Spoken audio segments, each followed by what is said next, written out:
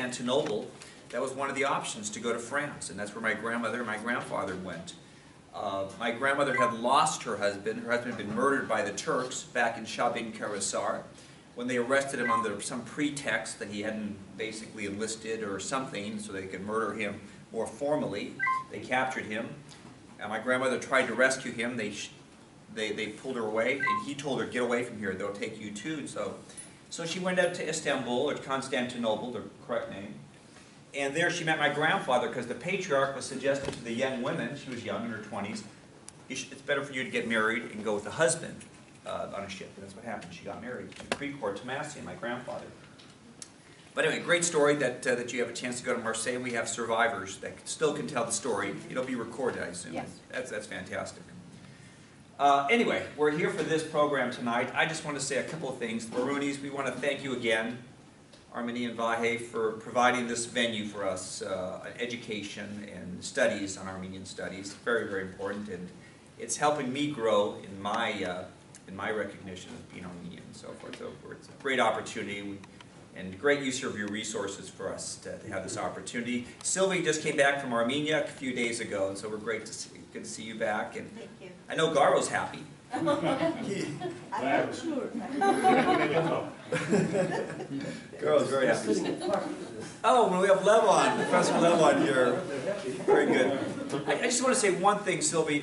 We have a great opportunity tonight. I don't want to infringe on that. You're going to have an introduction here. But 2 nights ago at the World Affairs Council of Orange County, we had the presentation of the Ellis Island Award to a member of our council who's also 105 and a half. Lucid, just like this lady in Marseille. Very lucid. And they presented him with the award.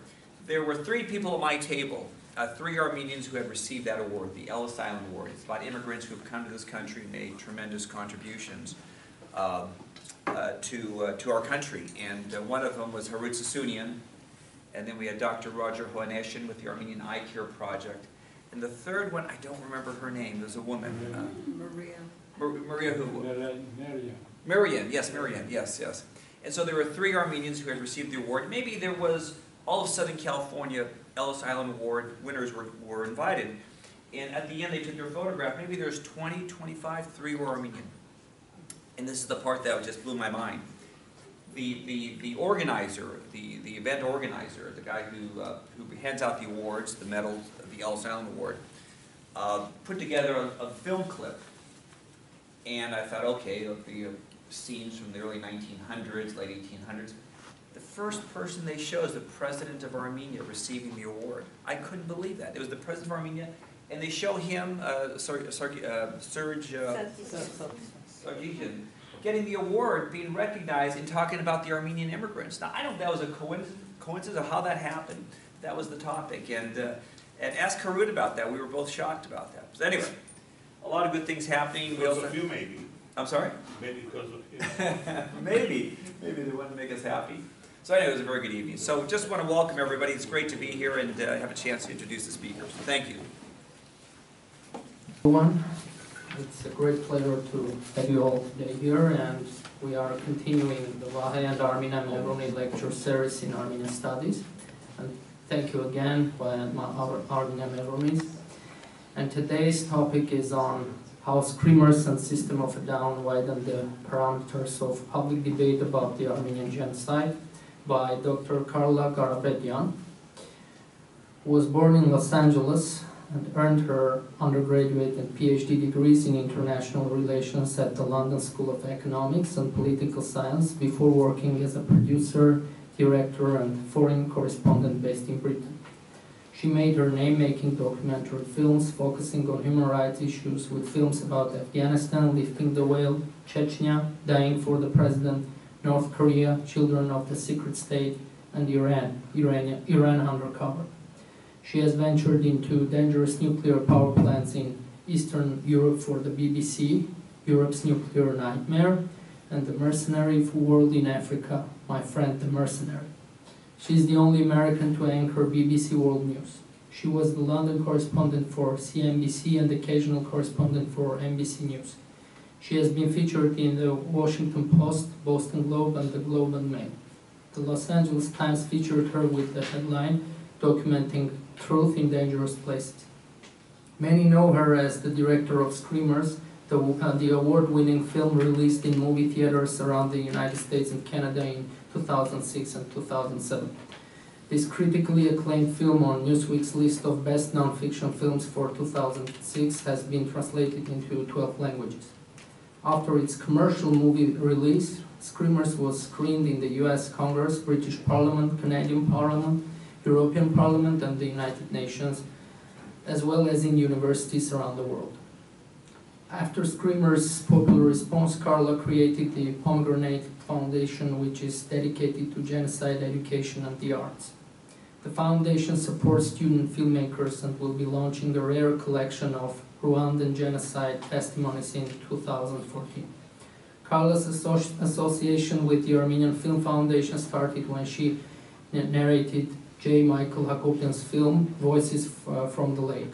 She co-wrote his award-winning film Germany and the Secret Genocide, and narrated his last film about the Armenian Genocide, The River Ran Red. She has been leading the initiative to digitize the Armenian Film Foundation's archive of 400 rare Armenian genocide survivor and witness testimonies for Steven Spielberg's Visual History Archive, based at USC's Shoah Foundation Institute. These testimonies, filmed by Michael Hakopian, will be available on the internet to universities and schools in 2015. Carla is currently prepping her next feature film. So we have a wonderful speaker today, and please welcome her and welcome here.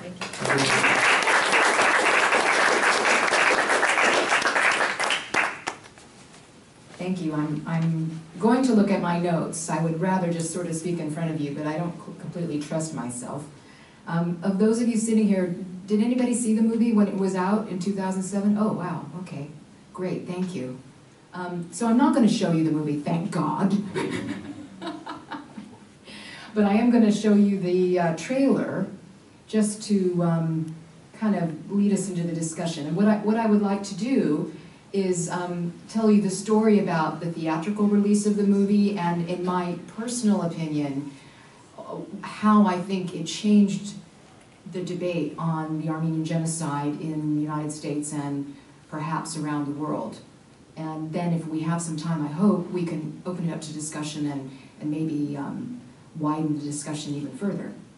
So what I'm going to do now, let's going to see if this works.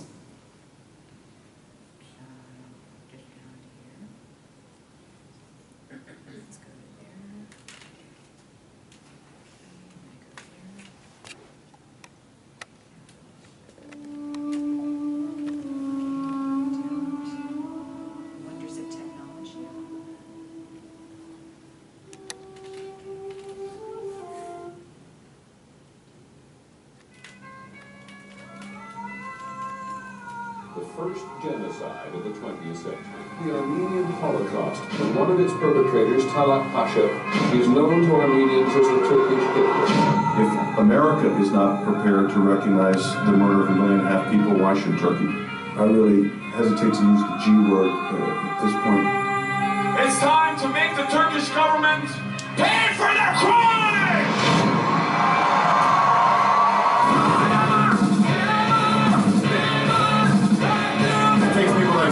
To get the word out. People gravitated more towards voting for last second man. This is for us a personal issue. This isn't someone singing about their girlfriend. My grandfather's story of how he survived the genocide. The atrocious things that have happened in their lives.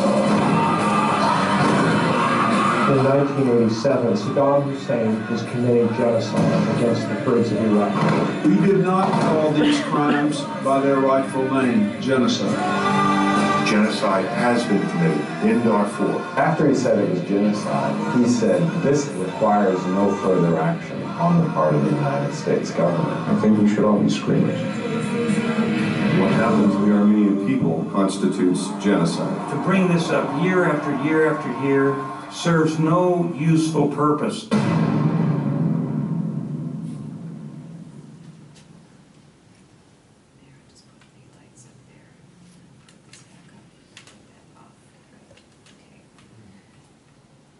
So, if you look at me, you wouldn't think I'm a heavy metal fan. I am now, but I wasn't when I began the project. And part of the process of making the film, I began to appreciate this music, and I began to understand why it appealed to so many people. When the project began, I was working in Britain, and I was making documentary films for the BBC and for the commercial channel, Channel 4. And the last film I would want to make would be one on the Armenian Genocide. The reason being, I didn't think I had anything that I could add to other films that had been made. And I had worked with the filmmaker J. Michael Hagopian, and he was working very closely with the material. It's difficult to make a film about the Armenian Genocide. There aren't a lot of pictures available. And so, you know, I didn't see what I could add. And what changed was, at that time in 2004, there were things in the news that was bringing the history back into contemporary topics, contemporary discussion. One of them was Turkey wanted to join the European Union. And so the whole question about Turkey's history, Turkey's human rights record, was coming into European politics. And so, working in Britain for the BBC and for the other channels, there was interest in Turkey's human rights record and whether the European Union should consider Turkey's membership. There was that. The other thing that happened in 2004 was the successful publication of a book by Samantha Power. Many of you will know.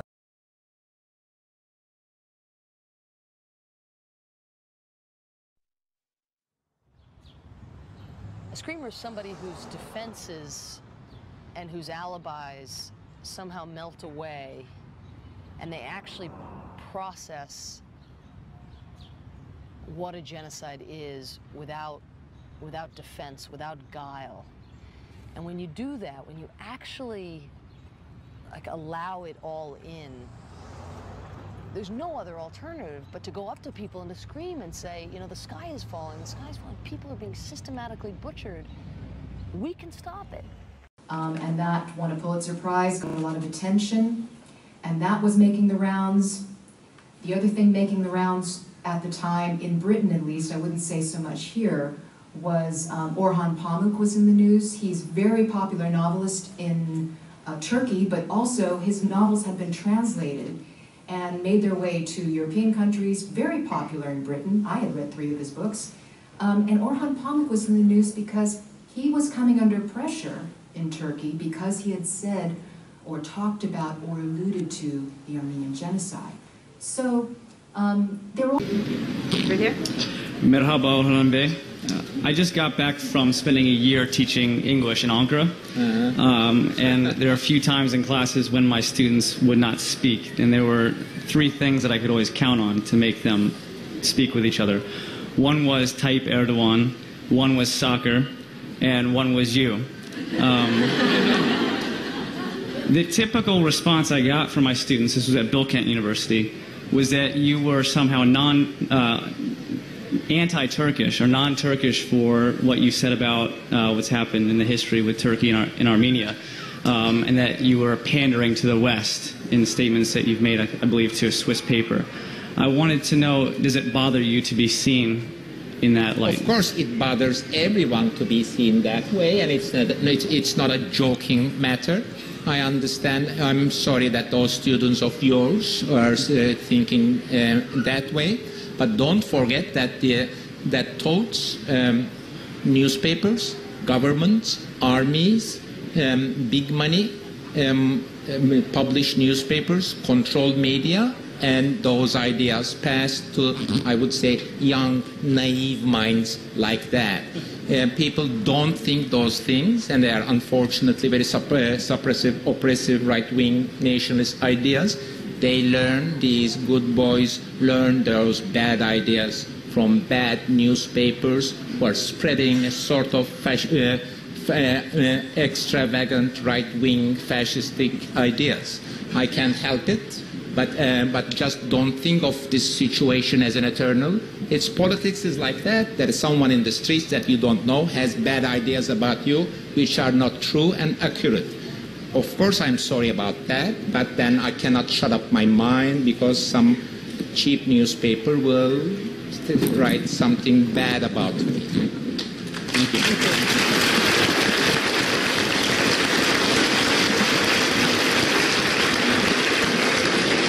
Things in the news that had very little to do with history, but it really did have something to do with history. The history and the politics and the news were all kind of coming together at the same time. And in this mix, there was this heavy metal rock band that had something like 16 million people following them. And they were not what you would call political. Their message was, their lyrics, some of their lyrics were political, but their whole way of being was really about expressing outrage. Outrage, I would use that word. So they came onto the scene with, I would say the audience anywhere between 18 and mid-30s. I went to one of their concerts, met some of these fans, and these young people knew about the Armenian Genocide. They were not Armenian, but they knew about the Armenian Genocide. And that surprised me, because most of my adult life, I would meet people, as I'm sure many of you have, who have never heard about this. And when you tell them about it, they say, well, why don't I know? And here were these 16-year-olds who knew about this chapter in history and could quote you chapter and verse about it because they followed this band. So I went back to Britain and I made a case to the BBC and I said, look, wouldn't it be interesting to make a film about this? And the commissioning editor, who himself had made a documentary about the Armenian Genocide, so he was what you would call a kind of a politicized person, he knew about the issues, he said, Carla, he said, if you could include Samantha Power's book in the documentary, the thesis that she raises, and you can get those guys, and you can show them on tour and show them in concert, and you can talk about Turkey's, proposed membership in the European Union, and you can get an interview with Orhan Pamuk, then I might consider, giving you the commission. So, long story short, I did get like a half green light from Orhan Pamuk, who was very wary at first, but we had an email correspondence, and he didn't say no. System of Down was much harder because even though they wanted to do it, they had all sorts of managers who were afraid that the music would somehow, Carla would get a hold of the music and do something crazy with it. They're very, very protective about their brand and their, how would I represent them in the movie? All sorts of clauses about their reputation and stuff like that. So even though it was a happy relationship, it was a little like getting married and having a sort of, what a prenup, thank you. So long and short of it was, I raised the money, not all of it came from the BBC, I got some private equity, and BBC came on board, we made the film, and at the last minute when I was in Turkey, Orhan Pamuk never emerged. He totally disappeared on me. I think according to some of his friends and colleagues, he was afraid to say anything more than he had already. This was 2005. And so the person I interviewed instead was her Aunt Dink, who was Orhan Pamuk's friend. And her Aunt Dink sort of described to me the way things were there and how difficult it was and how intellectuals often were essentially censoring themselves because they were afraid of what might happen to them. And her Aunt Dink also told me about Rajib Zarakolu, who I ended up interviewing as well, some of you may know, who had published books about the Armenian Genocide in Turkey. His wife, Aisha Zarakolu, a sort of mentor to her Aunt Dink. Her Aunt Dink himself was being prosecuted by the Turkish authorities when I met him, so that would have been July 2005. For those of you who don't know, her Aunt Dink was a newspaper editor based in Turkey, Armenian ethnic newspaper editor. And his point of view was, let's not try to knock people over the head in Turkey, especially the politicians. Let's work from the bottom up. Let's try to educate people who don't know their own history. Let's see this as a civil rights issue in Turkey. And let's try to sort of drop by drop make change. And so I ended up interviewing him. And I remember we went out to lunch after I interviewed him, and before we entered the restaurant, he looked over his shoulder. He actually sent somebody ahead to the restaurant to check to make sure that it was safe. And I asked him, you know, rather naively, I said, are you concerned about your safety? And he said, well, you never know how seriously to take these threats, but I do get regularly death threats. And, you know, he kind of shrugged. So I remember leaving his office, and I remember him sort of looking around as we exited the office. I remember walking into the building where we were having lunch, and then his people were ahead checking things out. It was a very nice lunch. And we'll get to the aftermath of that. But long story short, the film was released, and here's the sort of first effect, if you want to call it that the film had on discussion about the Armenian Genocide. The first effect, which had nothing to do with whether the film was good or bad. The fact that the film had a commercial release, that it was released by a distributor, that it appeared in movie theaters in the conventional way that you would see any kind of movie. The very fact that that happened put it in a different sort of category. It meant that newspapers would review it, reviewers would review it, the journalists would come to screenings, that you would have ads in the paper, all the things that you associate with going to see a movie. And that the very act of having all that done, that PR, which is part of releasing a movie, which of course takes a lot of money, but the very act of doing that is a kind of engine. It has a multiplier effect, as you can see now, especially with social media. In those days, it was just the beginning of the sort of social media we take for granted today. So what that means is, if somebody reviews it in the paper, it gets picked up by another publication, social media picks it up, all sorts of things happen. There's a kind of engine of publicity that happens when a movie is released. And so, luckily the movie was well received, and I think maybe it wouldn't have had quite so much attention if it had been a bad movie, but luckily it was well received. And so the whole discussion about our issue, if you want to call it that, went into the mainstream of debate. So we're in the Washington Post, we're in the LA Times, we're in the New York Times, we're in the mainstream elite media, the national press. And all of this took some effort on our part. It didn't just happen. You have distributors, you have publicists, you have people getting the band members out there, getting Carla out there, all the things that you would associate with a good PR campaign that has to happen with a movie. It just doesn't happen by accident. But luckily we had the backing to do it. And what started to happen was the Armenian Genocide as an issue started to circulate in national political discussion here in America. At the same time, and probably there was a sort of synergy between the two things, a vote was taking place, as many of you would remember, in the subcommittee of the House Committee on International Relations, International Affairs, and they had passed a resolution to recognize the Armenian Genocide. This is at subcommittee level. And so the next big question was, would this Armenian Genocide resolution come up for a full vote before the whole House? And so there was a lot of pressure to try to get that to happen.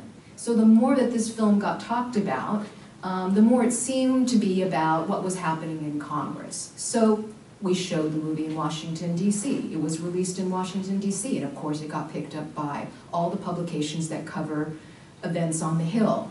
So this kind of overlapping of the entertainment and the politics started to happen with the movie. People who covered just entertainment were mentioning Armenian Genocide and the history of the Armenian Genocide. People who covered heavy metal music started to talk about the Armenian Genocide. So there was this kind of mixture of entertainment, music, and politics that started to happen with the movie. And to be completely honest, some of it happened because it was out there in the movie theater, but a lot of it happened, in my opinion, because of this band. They were so popular. and they commanded a lot of influence because of their fan base. When you have young people who are talking about it, creating excitement, there's a sort of flurry of discussion in blogs that's in the social media that did start to happen, it also influenced the interest groups in the way that they portrayed themselves. What I mean by that is, in something like One Weekend, the ANC was just overloaded with requests about what is the Armenian Genocide from people who were not Armenians, going onto the interest group's website and wanting to know things about, general things about the issues that had really, the ANC had never seen anything like it, because they were used to communicating to Armenians, not to non-Armenians. So the effect of the film was to broaden the audience for our message. That's the first thing. The audience, not just Armenians, non-Armenians, not just older folk like us, but younger people.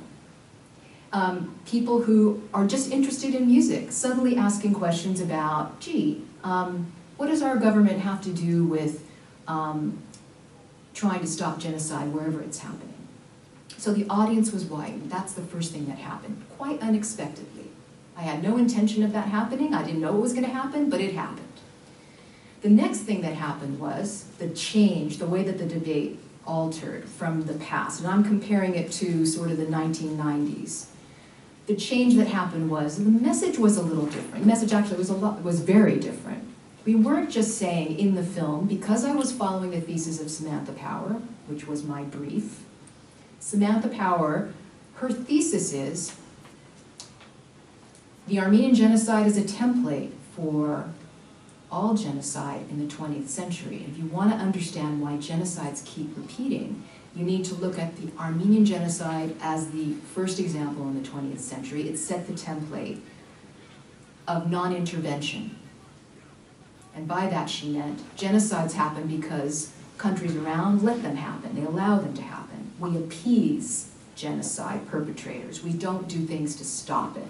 That was her thesis. It's controversial, but by linking together the Armenian Genocide with the Holocaust, the Cambodia, and Rwanda, and Bosnia, she was making an argument that was about something bigger than just one genocide. She was saying, look at the problem of genocide and genocide repeating as a human rights issue. And that was something that was new for the Armenian community. It was, and just as a digression, up until this point, I would argue, and we can talk about this, up until this point, we're talking about now 2006, our discussions about genocide recognition largely took place within the diaspora. Yes, we wanted to influence Americans, non-Armenians. Of course we wanted to do that. But largely, we were talking with ourselves. And we hadn't really found a way to break out of that and to break into mainstream political discussion and to try to get action at the political level. We hadn't found the way to do that.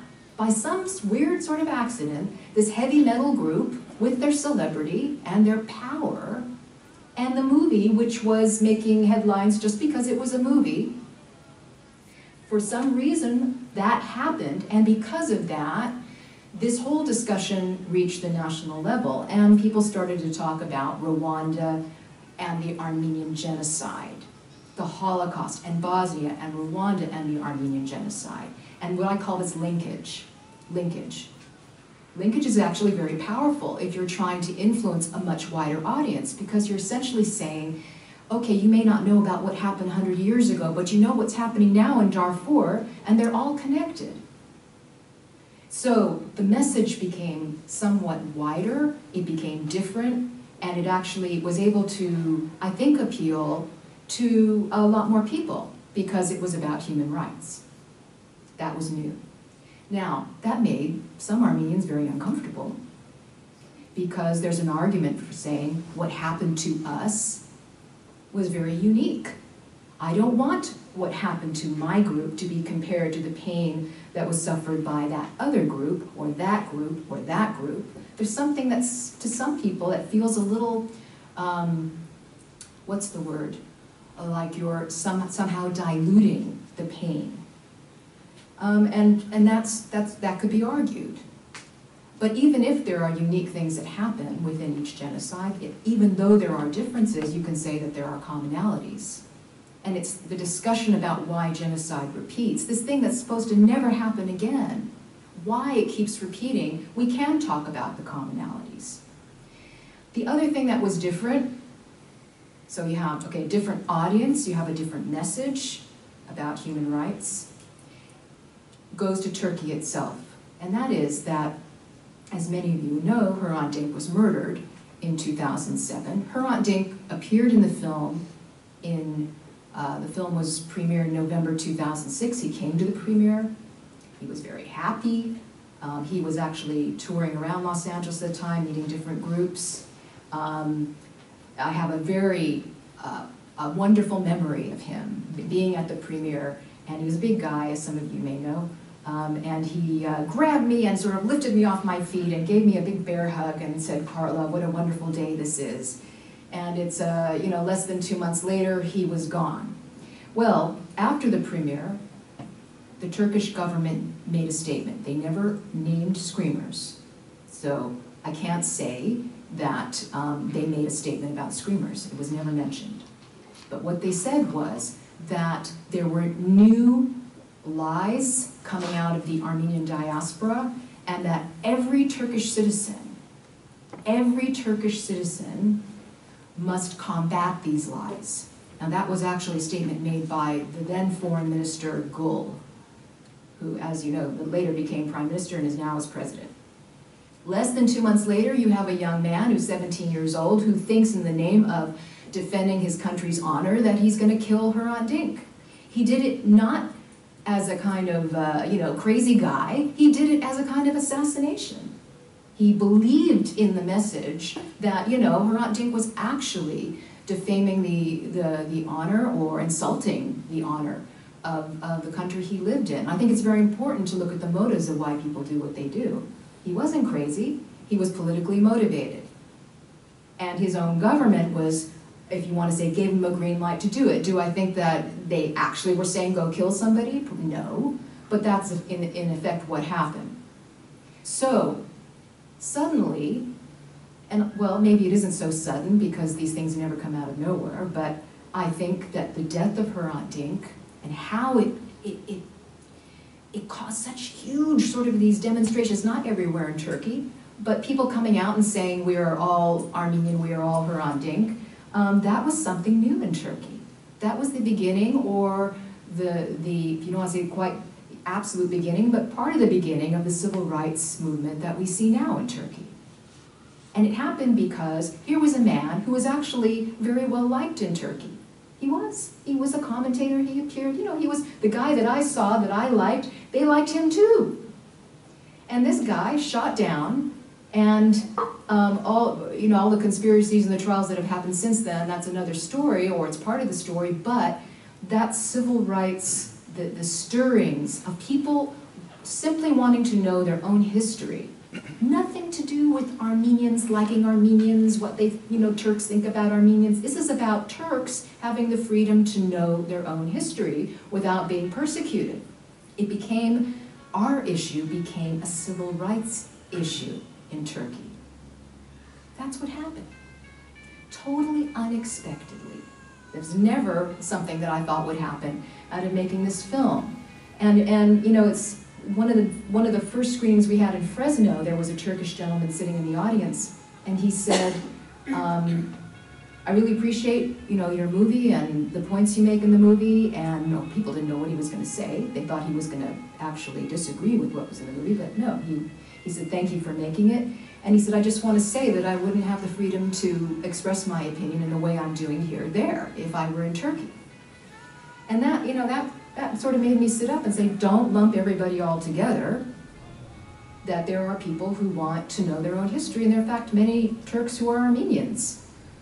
the so-called crypto-Armenians, who Hrant Dink actually wrote about, which I think actually contributed to his demise, because the fact that he was writing about that and talking about that in Turkey irritated and angered a lot of people.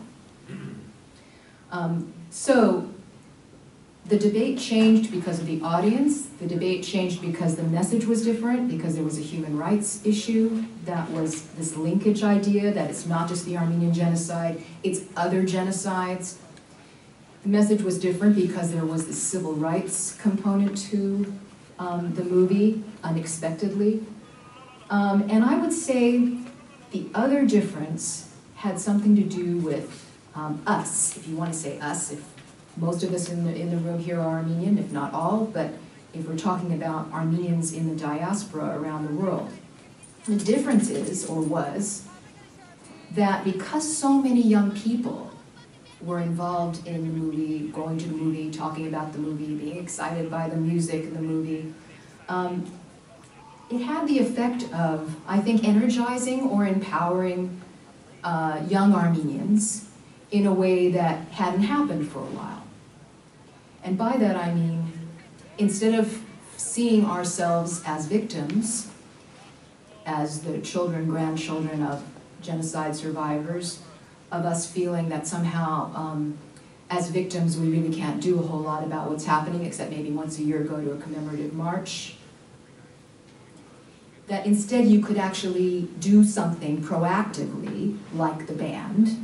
You may not want to scream and do heavy metal music like the band, but the band was actually taking their anger and outrage and desire to change things and putting it positively into something creative like music.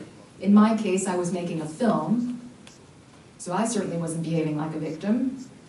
And I'm not saying we behave like victims, so don't get me wrong. I believe that our community has spent the whole of the last 100 years rebuilding itself. And we haven't had time to do, things like make music and make movies. It's only recently we've had the luxury of doing that. Our community has spent its time, building schools and churches and trying to resurrect itself. But this generation is saying, okay, now we've done that. And now I am a citizen of my country. I don't have to apologize for being an American. I don't have to worry that I'm going to be deported. I'm now going to take the power and influence I have and do something with it in terms of my people, my cause, whatever. There's tended to be, and this is not me saying this, but I heard Aram Hamparian say this, who is with the ANC, and I think I agree with it. I'm still deciding whether I agree with it. He says that there's a tendency, the longer that Armenians stay in their adopted countries, the more likely as time goes by that they will lose their identity or their passionate connection to their Armenian identity or to their homeland. But the longer that you stay in your adopted country, the more power and prestige and influence you will acquire. So there's this kind of, you get more power and influence because you get economically more secure, you get more power, if you want to call it that way. But the longer you stay in your adopted country, the further away you may get from your ethnic identity. And so when people have the power, they don't want to necessarily use it to, help Armenians, as it were. So take myself as an example. The worst thing that Carla could do for her career would be to make a film about the Armenian Genocide. Because my identity is based on being a documentarian who's supposed to be neutral and unbiased and is not supposed to have any personal connection to the subject matter. So now, I am now branded as a person who is subjective and as an activist. I don't necessarily see myself that way, but that's how I've been branded, because I'm an Armenian who's made a film about the Armenian Genocide, and so that notion of being neutral and unbiased is out the window. But you could say, well, who cares? So what? But something was sacrificed. I've taken my power and my prestige, which took 25 years to build up. I didn't get that commission from the BBC out of the blue. They trusted me. They thought, this is a girl who will deliver, who won't waste taxpayers' money, and who won't go native on us. Well, you know, little did they know, but and so I took all of that influence, and maybe blindingly, I didn't know how it was going to work, but I took all of that and I put it into the movie and said, look, how many times in one's life are you going to have an opportunity like this?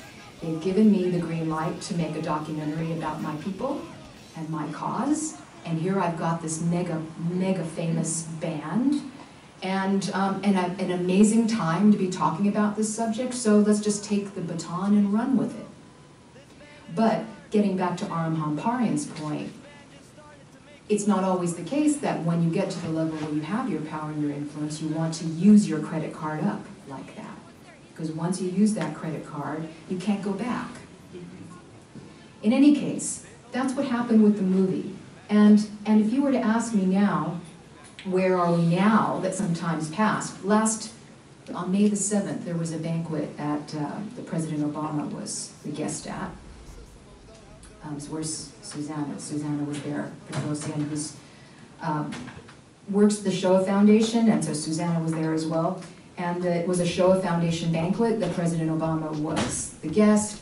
My job, I didn't really have a job actually, but my unofficial job was to escort Kim Kardashian to her seat at the table. And Kim Kardashian has 60 million people, allegedly, following her on Twitter. So several people said to me, why are you asking Kim Kardashian to this banquet? You know, the banquet, part of it was to mark the archive of 400 Armenian Genocide testimonies that are now going to be at the USC Shoah Foundation Digital Archive. It was it's quite an event. Other genocides were being celebrated. Celebrate is the wrong word, but it's 99 years since the beginning of the genocide in Armenia. This week at USC, we received 420 testimonies from the Armenian Film Foundation of survivors of the Armenian Genocide telling their own personal stories. Over the next year, between now and the centennial commemoration of genocide, we will be putting those testimonies together so that they're made available to the world. That's vitally important because over the last century the Armenian genocide has been denied, and we want to ensure that education and knowledge becomes the foundation for knowledge overcoming denial. Honoring 400 Armenian genocide testimonies, then the people who follow her will, it'll circulate. So that's the age we're living in right now. We're living in this age where celebrity is everything, but there's huge power which can whip around the globe 100 times and back before you blink. And the downside of that, of course, is that, it can be about absolutely nothing. It could be about Kim Kardashian taking a picture of her bum. Or it could be Kim Kardashian saying, I'm sitting next to an Armenian genocide survivor, which she said, and I'm here to honor 400 Armenian genocide testimonies. And she said that. She said it to People magazine. So getting back to the point, somebody who has power and influence who decides to use it. Up to this point, she's used it sort of selectively and has had some run-ins, maybe not always saying the right thing. But in this case, she used her celebrity. So we're in an age now where social media, we're in the sort of wild, wild west of social media. How it's going to impact our cause, I have no idea, except to say that I'm probably more hopeful than I am pessimistic about it, because right now, the way it's structured, even though it's the wild, wild west, there is still the possibility to circulate ideas in a positive way, to influence people, to send, if you want to call it positive messages out. And while, there are the crazy messages there too, ideas still matter. Because even though there's a lot of volume and a lot of noise on the internet and social media, people are still hungry for ideas. It hasn't really changed. And especially young people who are looking for leadership and looking for, the people like Serge Tankian, who is seen by them as somebody who has something to say. So that gives me hope. And watch this space. So that's been the experience, and I'm now, moving on with other things, but interestingly, this is where I'll leave it, Kim Kardashian came to our event, and the Washington Post, 2 days after, published an article. And the headline was something like, Kim Kardashian doesn't know what it means to be a racist, or was something like that, or Kim Kardashian discovers what it is to be a racist. And it started with screamers. How they've survived. It was a very strange connection. The reporter had been a graduate student in New York in 2007. This is how she begins the article about Kim Kardashian. She was a graduate student in New York in 2007, she says, and she said, my friend dragged me to a movie in Times Square where Screamers was playing. The movie was Screamers. It had these heavy metal guys in it. She said, I'm not really a heavy metal fan, but I sat through the movie and I learned for the first time about the Armenian Genocide. She said, I'm African American. I had never heard about it. And she said, and it just made me ask all sorts of questions. I never forgot it. She said, so, to read that Kim Kardashian, this is in the article, Kim Kardashian had recently said she didn't know that there was about racism in this country until she had a child with Kanye West. That was what Kim Kardashian said. So this reporter in the Washington Post says, how could she not know? She's Armenian.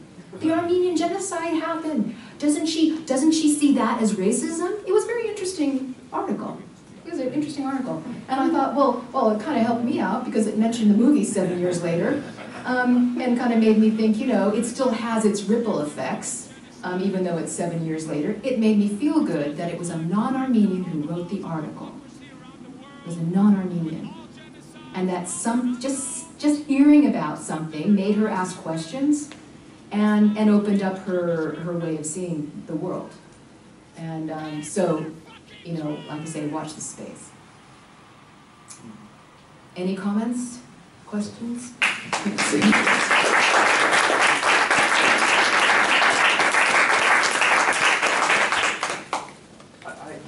I take objectivity in I think we all go through that in various things in our capacities, because then you get labeled as being an advocate for a very narrow issue and so forth. So I think that's true.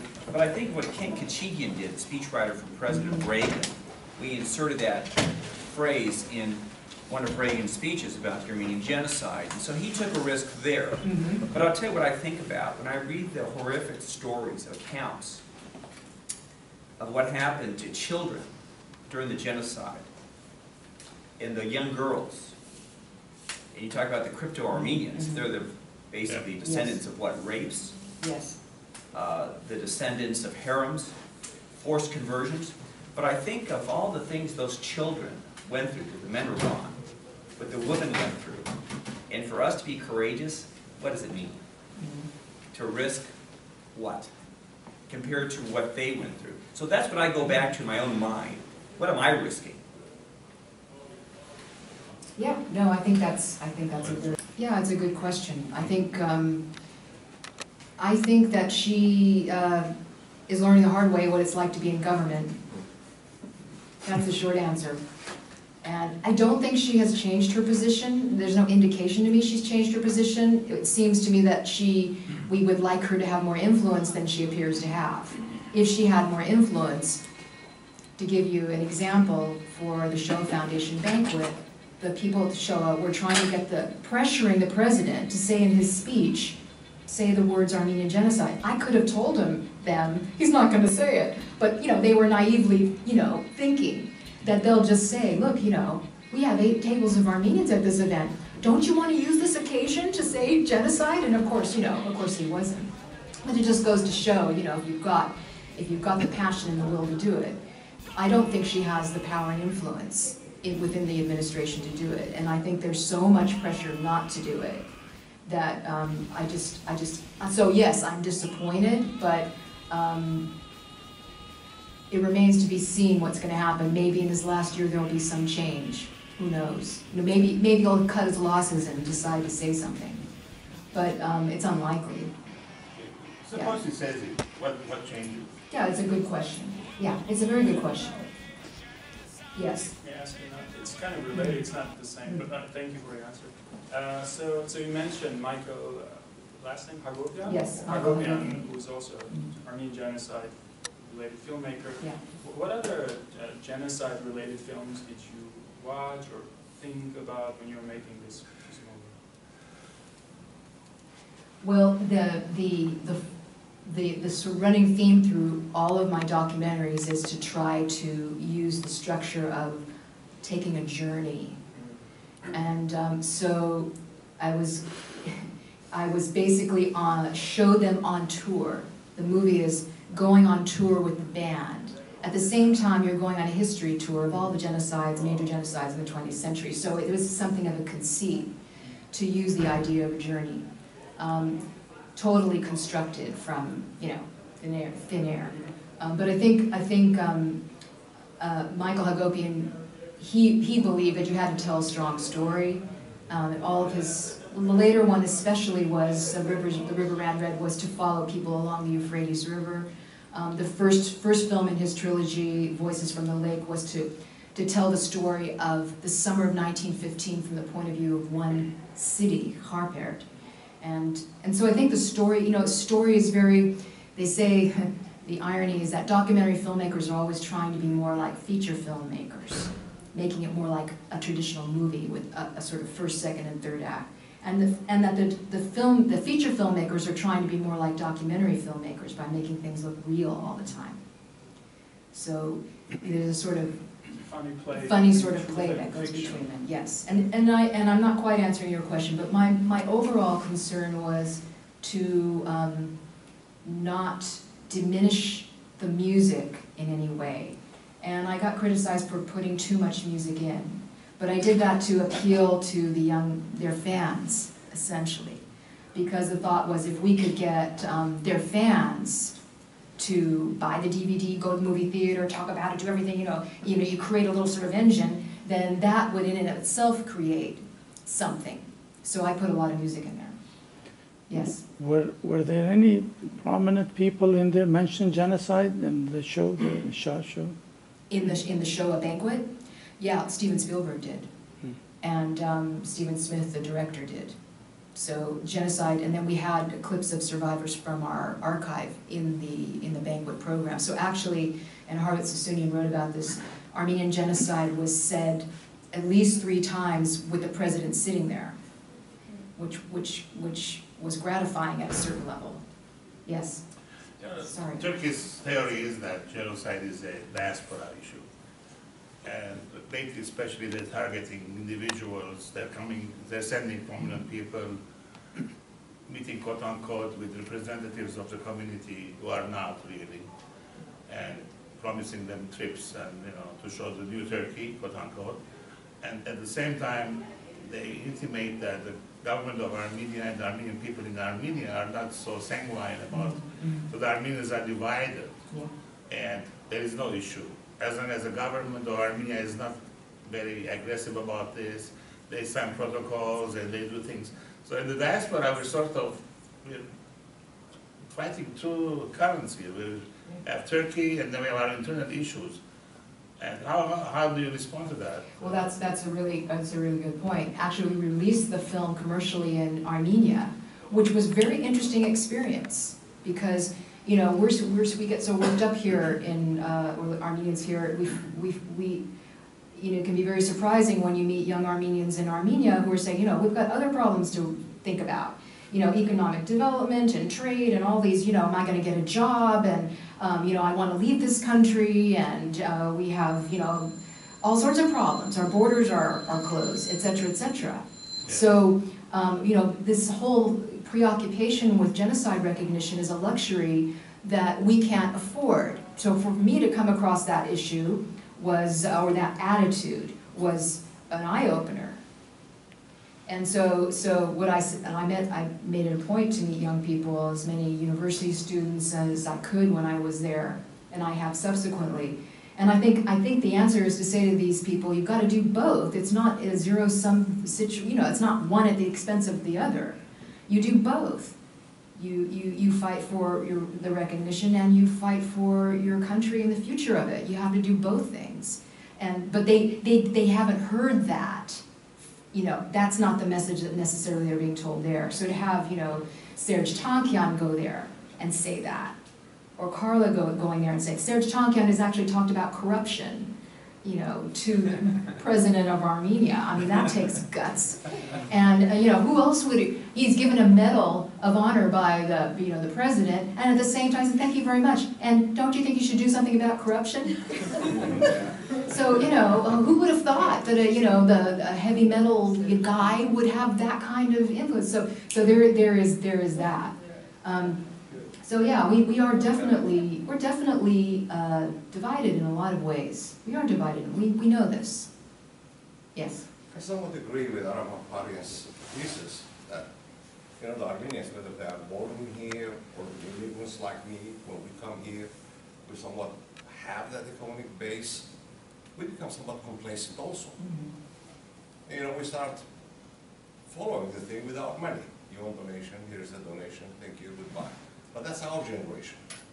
The problem with us will be, what about the next generation? What do you see with the next generation coming up when we are in the millennium now, the 100th anniversary? Where is the new generation going with all these things? Well, you know, from what I'm seeing, the new generation is, you know, somewhat fired up. It hasn't sort of ebbed away. There's some cynicism with the, you know, Obama administration promising and not coming through, and Samantha Power. There's some, you know, pushback from that, but I think that there's still some optimism out there. I personally think we have to just become as involved in our civic life as possible. We have to get as many people elected who will represent us in government, locally, in school boards, and, you know, we just have to push, because that's how you get a voice. Not exclusively, you can get a voice this way, but how many of us are going to become, you know, rock music people? Popular culture is another thing. I think we, as a community, we need to support popular culture as a new way to invest money. That's how we will have an influence. The more of this sort of thing we get out there, it won't be just like this. It might be something completely different. But art, culture, as it were, popular culture, not exclusively popular, but popular culture, has a great effect on the way people think. And we shouldn't see it as a luxury. You know, it's the sort of thing you do when you finish doing all the other things we want to do in the community. So the traditional investors who put their money into schools and churches, thank you, and we still need that investment, and we have to maintain those schools and churches, yes. But when you think about the next 7 or 8 million that you want to give to the church, why don't you think about, you know, dividing that up and giving it to a few filmmakers, or to some composers, or to poets, or to all these things. It's like, you know, when you want a tennis star, you don't just put it all on one person. You build tennis courts and you put them in the public parks, and you get kids playing tennis all over the place. And then somebody's going to be a star, or a couple of people, and they're going to make a big hit and have influence. So we haven't thought about it that way. You know, I really totally agree with you, because at one time when Kim Kardashian became somebody or something, a lot of Armenians were against her. Okay? Who is she to represent Armenians? Who is she to talk about Armenians? She's a negative fact rather than a positive one.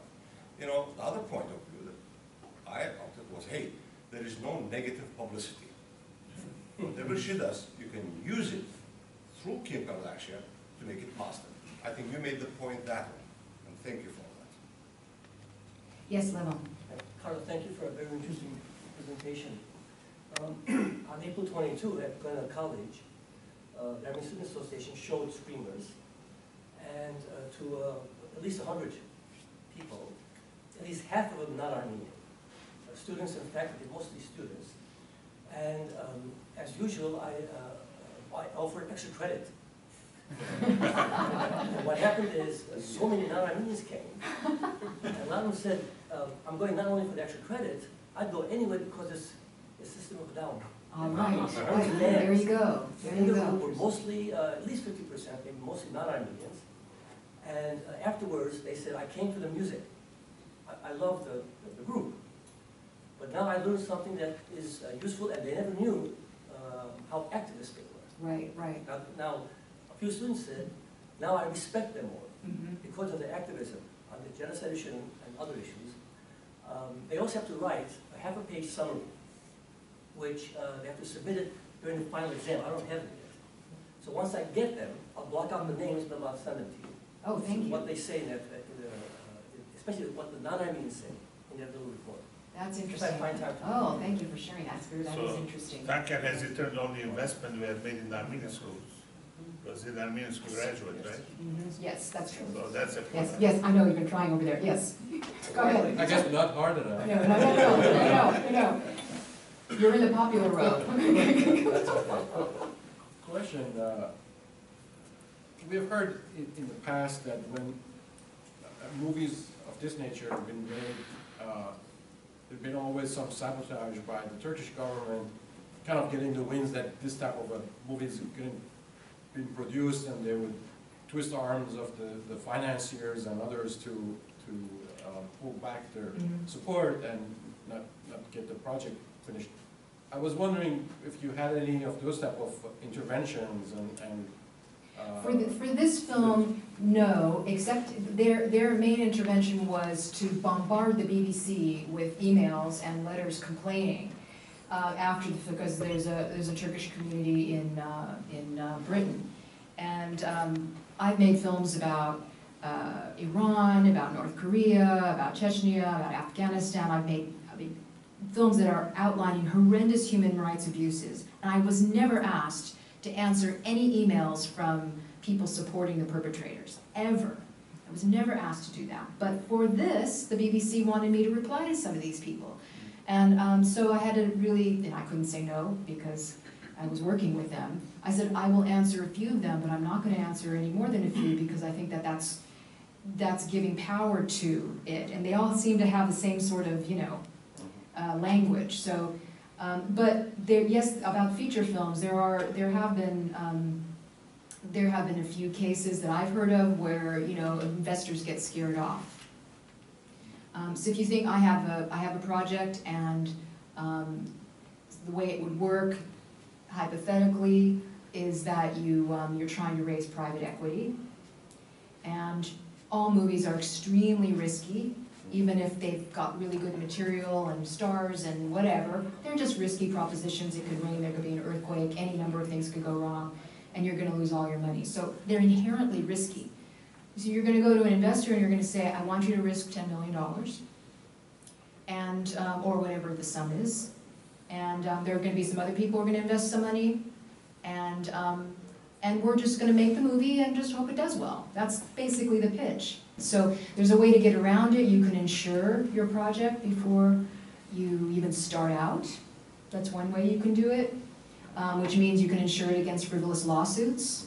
I know one person, whose name won't be mentioned, who's insured her project for $10 million if she's sued before she's even started. But if you think about it, it's kind of crazy. But you think, well, it's there's a property here, there's creative property, and you basically, it sort of puts you in a position where you really want to fly below the radar until you've come out with your film. But the difficulty is that you've got to create a buzz to get people interested in it. So you're staying quiet, but you're trying to create a buzz. It's an impossible situation, really, very difficult. Yes. Carla, very good presentation. Thank you. Excellent. How many countries have seen the film? In other words, how many countries has it been released? If you know, how widespread is it? And did it work its way into Turkey in some way into Turkey? No, it hasn't been shown in Turkey, but that doesn't mean that people can't, look at it on the internet. Okay. So you can view it from Turkey. I would love to show it in Turkey. I think that would be great to show it in Turkey. System of a Down's music is sold in Turkey.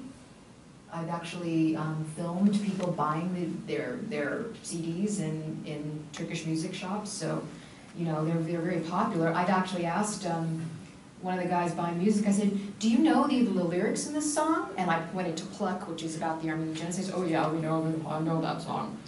I said, well, what do you think about that song? Well, I don't know. But, you know, it has been around the world. It was theatrically released in only the United States and Canada. Oh, I see. But it went around what we call the film festival circuit. So it went Latin America, sort of Brazil and Argentina, in South Africa. We did release it in Lebanon, Armenia, Poland, the Cannes Film Festival. It went in a number of places, sort of in Europe. We had one-off screenings in Amsterdam and all those political venues. That was all basically me trying to get as much mileage out of it as possible. Because every time you do a film festival, there's a lot of press and articles that are written about that. So, yeah. Okay, great. Yes. Do you have any other projects, similar projects in the future? And do you know any other Armenian filmmakers that are planning to do more films? I'm aware of about 4 or 5 feature film projects that are in the works in various stages. And I would say one of these is, which I can't name, but is definitely going to be made, and the other 4 are searching for finance. And even though in the press they make out that they're, you know, in production, they basically, as far as I can make out, have not been financed. So there have been rumors, and I wish they would stop circulating these rumors that Steven Spielberg's making a film. He is not making a film, and I don't know why the Yerevan Film Office keeps putting around this rumor that he and Steven Zalian are making a film. They're not. So why are they circulating this information? It's kind of crazy. But I can tell you for sure that's not happening. I'm making a feature film, and I'm still raising money, but you know, when that happens, I'll be, you know, out there doing as much publicity as possible. Hopefully not as much as I did for this one. So yeah, there are definitely projects that are searching for money. Is this movie on Netflix? It was on Netflix. You have to make sure you don't look at Screamers, the horror film, even though this is a horror film of sorts. There are 2 Screamers. It used to be on Netflix. It's free. You can view it free. There's a Screamers channel on YouTube. It's not a very good way to see the movie, but you can see it for free on YouTube. It's in chapters, but you can see it. Yes. Carla, I have been trying to get this. I should have put on my yellow jacket. It's all those men sitting next to you. We're guilty. Last month, there was a congressional delegation that paid their respect at the Genocide Memorial in Yerevan, including the U.S. ambassador. And the Congress people were interviewed, and they all talked about the genocide and the recognition and all that. It was very strong. Now, my question to you is, where do you think that will take us next year? You mean what do I think is going to happen next year?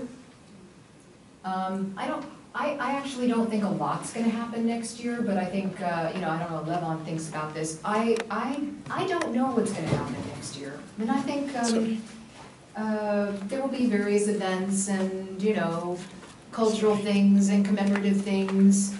There's not going to be one thing that's going to grab everybody's attention in my view. It would have been nice if we had a big feature film that was coming out. It's not going to happen next year as far as I know. It could, but I don't think so. So I don't know what's going to happen. I think the way the debate is going now is to focus more on issues of compensation and reparations. I'm noticing that, and I myself have taken part in events where that is, instead of concentrating on genocide recognition, is to say, as Taner Akçam has said, it doesn't matter what Turkey calls it. They just recognize it, you know, it's a crime. Okay, and so therefore, let's talk about, you know, what you're going to do in terms of what we want you to, how we want you to pay, and let's talk in detail about what the shape of that's going to be and how we calculate it, right? So, I personally think that's a more fruitful avenue to go down because there's a lot to discuss there, and And there's property, and there's, you know, lawsuits, corporate lawsuits that are still going on. I think that's also a fruitful avenue to keep going, pursuing those cases, because that's about, you know, the law and about international law, and it's about using the international legal system in all its different forms to, you know, pursue the idea that, you know, genocide should not pay. And if you are, you know, if you have stolen property, or whether it be property or gold or any number of things that are out there, and you're earning interest off of it, then, you know, you should be prosecuted. I think that's a more fruitful avenue to go down, personally.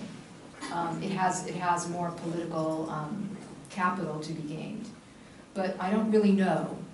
I mean, going back to my question about the Congress people, that was the focus of my question. What did they represent? Who were they talking on behalf of? Who did they represent? I don't know. I mean, there has also been this movement towards church properties and legislation about that. It could be that it was people, you know, who were interested in that. It could have been related to Karabakh. I don't think so, but maybe. You know, there's been legislative moves on that. I personally believe, you know, we can't forget about Karabakh, and you know, we have to keep raising awareness about Karabakh, because if we don't pay attention to it and we don't help the people living in those border areas, we're going to lose that land by default, because people will just leave, because there's not water and there's not electricity and there's not basic services. They're just going to leave. So we can't afford, this is just my personal opinion, we can't afford to take our eye off of that problem. Talking about new productions, I just saw a video lasting about 20 or 25 minutes, which is a small vignette about the genocide on a personal level. And it was by Kay Muradyan. Oh, I know, yes. And the title is My Mother's Voice. And she said that there have been resolutions at the state level where the Armenian Genocide is mandated to be taught. And it's very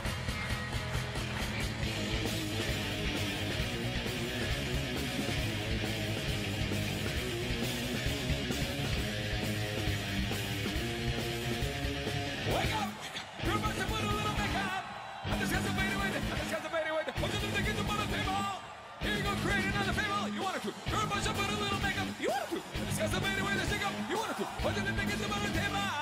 I don't think you trust in my self-righteous suicide.